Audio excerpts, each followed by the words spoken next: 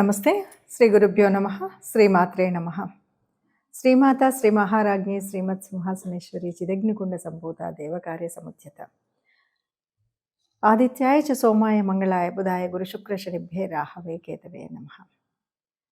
ఫిబ్రవరి మాసంలో రెండవ పక్షానికి గోచార ఫలితాలు ఎలా ఉన్నాయని చూడడానికి ముందుగా అసలు గోచారంలో మారేటువంటి గ్రహాలు ఏంటో చూద్దాం.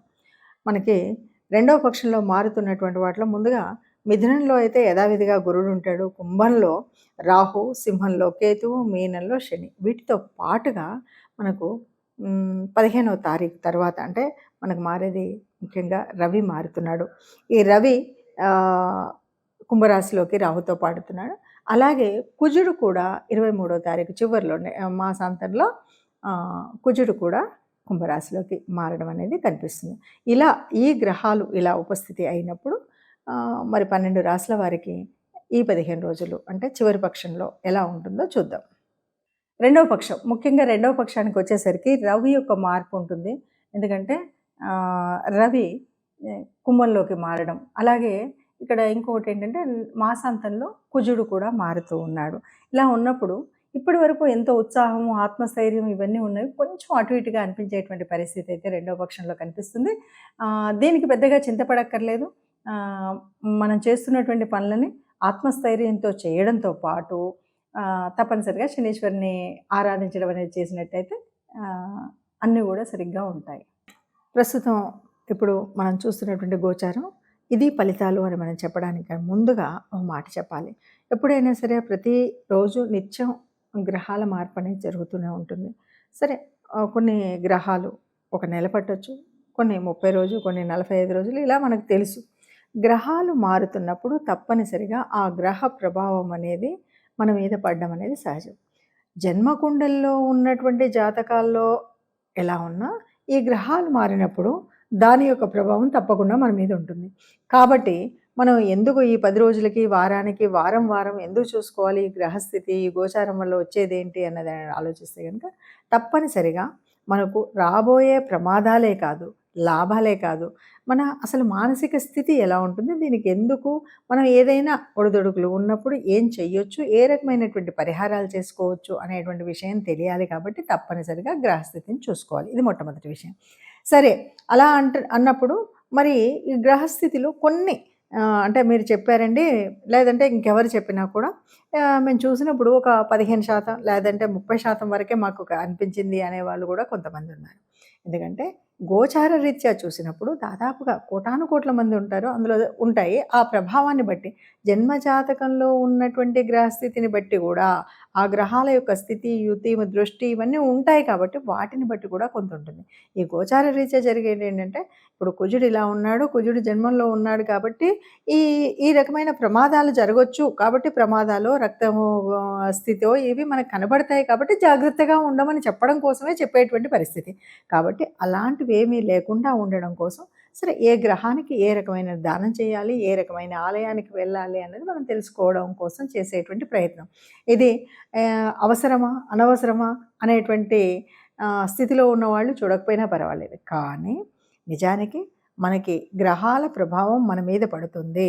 మనం చేసేటువంటి పుణ్యం, మనం చేసేటువంటి దానం మనకు ఆ ఫలితాన్ని ఇస్తుంది అని నమ్మినటువంటి వాళ్ళు తప్పనిసరిగా మనం చూసుకునేటువంటి జాతకాలని కానీ, గోచారం యొక్క ఫలితాలను కానీ తప్పకుండా తెలుసుకోవాలి. దానివల్ల ఉపయోగం ఉందా అంటే ఉంటుంది. ఎందుకు, ఎలా ఉంటుంది అంటే, ఇంతవరకు మనం ఎదురు చూస్తున్నటువంటి ఎన్నో రకాల ప్రయాణాలు ఉండొచ్చు, ఎన్నో రకాల విదేశీయానం కోసం ఎదురు చూస్తూ ఉండొచ్చు.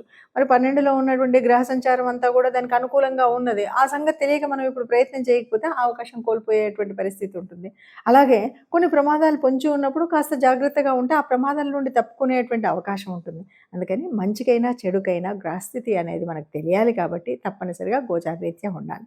ఇక్కడ ఒక విషయం, ఎవరు చెప్పినా దాదాపు గ్రంథాల్లో నుండి చెప్పినప్పటికీ కొద్దిగా పరిశీలన, అనుశీలన అనేది అనుభవాన్ని బట్టి వస్తుంది.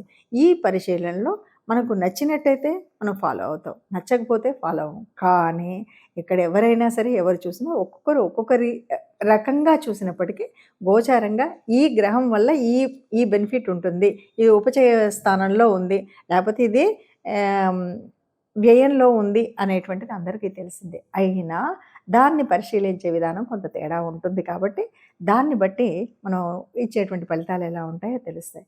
ఒక్కటి ఏది ఏమన్నా అందరూ సుఖంగా ఉండాలని, ఆ సుఖంగా అందరూ సుఖంగా, సంతోషంగా ఉండాలి. మరి అలా అందరూ సుఖ సంతోషాలతో ఉన్నప్పుడు అందులో మనం కూడా ఉండాలి అని అనుకుంటూనే చెప్పేటువంటిది ఈ జ్యోతిష్యంలోని స్థితి. కాబట్టి అందరూ సుఖంగా ఆయురారోగ్యాలతో ఉండాలి అంటే తప్పనిసరిగా చేసుకోవాల్సినటువంటి రెమెడీస్ చేసుకుంటూ ప్రతి మాసం కూడా ఆనందంగా వెళ్ళొచ్చు. మనకి ఉత్తరాయణంలో వచ్చేటువంటి పండగల లిస్టులో కనుక చూస్తే పండగలో శివరాత్రి ముఖ్యమైనటువంటి పండగగా చెప్తాం. చలి పూర్తిగా తీసేసేటువంటి పండగ శివరాత్రి పండగ అని చెప్తారు. ఈ మాసంలో మనకి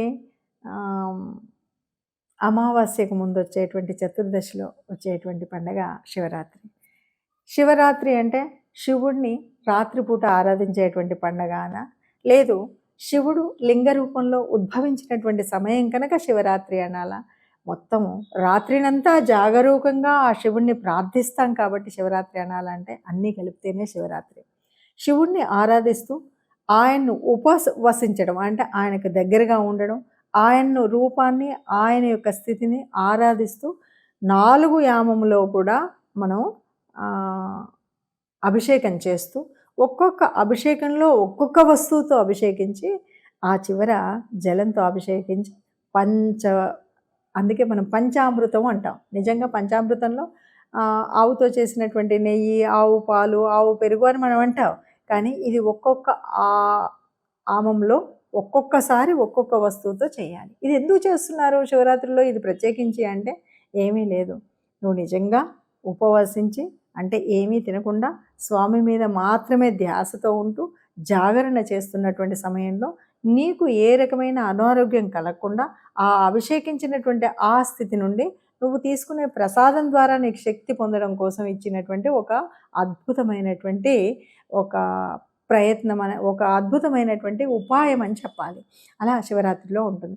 సరే, శివరాత్రి గురించి మనం ఎంత చెప్పుకున్నా, శివుడి కథలు ఎంత చెప్పుకున్నా, శివపురాణంలో మనకేమున్నా మొత్తానికి బ్రహ్మ విష్ణు మహేశ్వరులలో ఆదిదేవుడైనటువంటి ఆ శివుడు లింగరూపం దాల్చినటువంటి ఒక అద్భుతమైనటువంటి ఘట్టం ఈ ఘట్టం.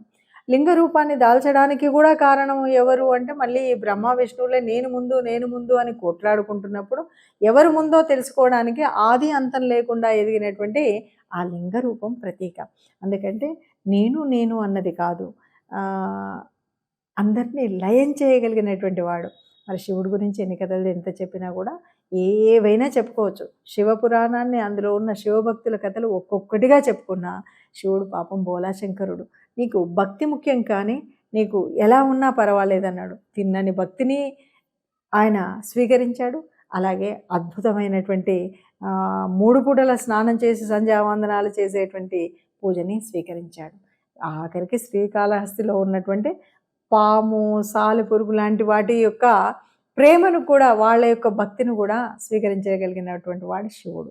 అంతెందుకు, శివుడు అంటేనే బోలాశంకరుడు అన్నాం, గరులకంఠుడు అన్నాం. ఎవరు ఏది అడిగితే అది ఇచ్చింది కాకుండా ఈ విశ్వం అంతా కూడా నాశనం అవ్వకుండా ఉండడం కోసం ఆ సంద్రంలో నుండి వచ్చిన ఆలాహలాన్ని గరళ కంఠంలో కట్టి పెట్టగలిగినటువంటి శక్తి ఉన్నటువంటి వాడు.